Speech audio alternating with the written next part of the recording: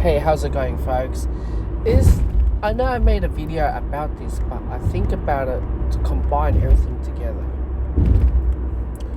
Now, my coworker, who's the early bird passport bro,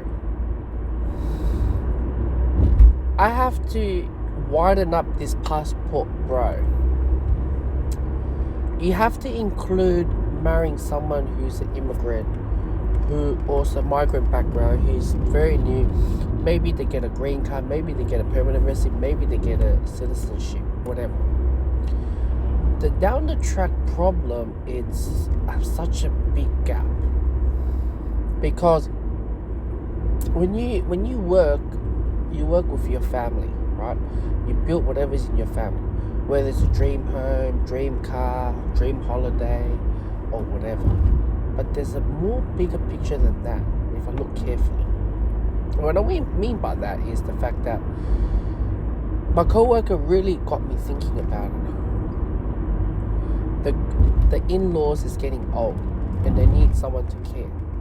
So in that regard, maybe that his wife will go back to the country and looking after the mother. And we all know aged care is very expensive. It's not what people think it is. And being a man or being a breadwinner of the household, especially being a man, it's not easy to make that much money. Money goes faster than making the money in. And that really got me struck to think about the long-term future.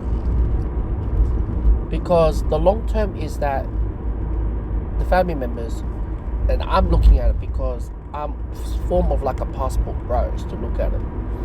And you got to look after the in-laws. You got to bring them in, sponsor them here, get a PR or whatever the issue is. Blah, blah, blah, blah, blah. Alright? I'm not complaining. Alright? But for me to look at the whole thing, I'm just there, I'm like, man, that's a big project to even think about it. And it's so far ahead that this is what they said, your forever generation wealth goes down. Now, my dad always, like a lot of Chinese, they always urge you to marry within the same class or a higher class. I never understood the big picture until now.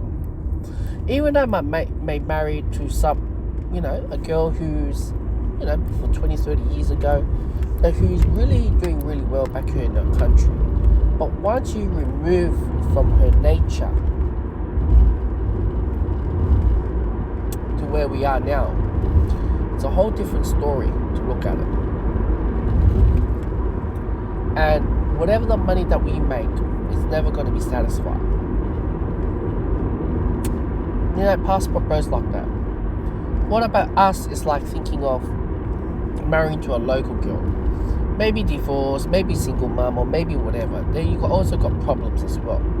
Looking after, a child is not even your name. Or you're married to someone that already have the wealth.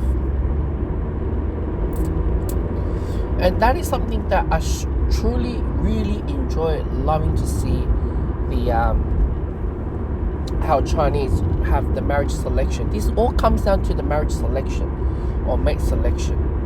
Is that you make sure that they are financially, or they have houses or whatever, whether it's paid off or not paid off.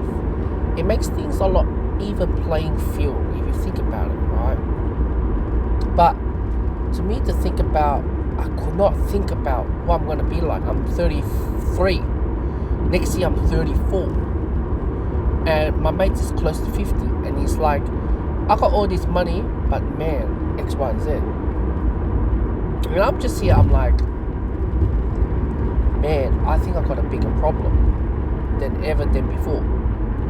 And it is something that is haunting me at the moment.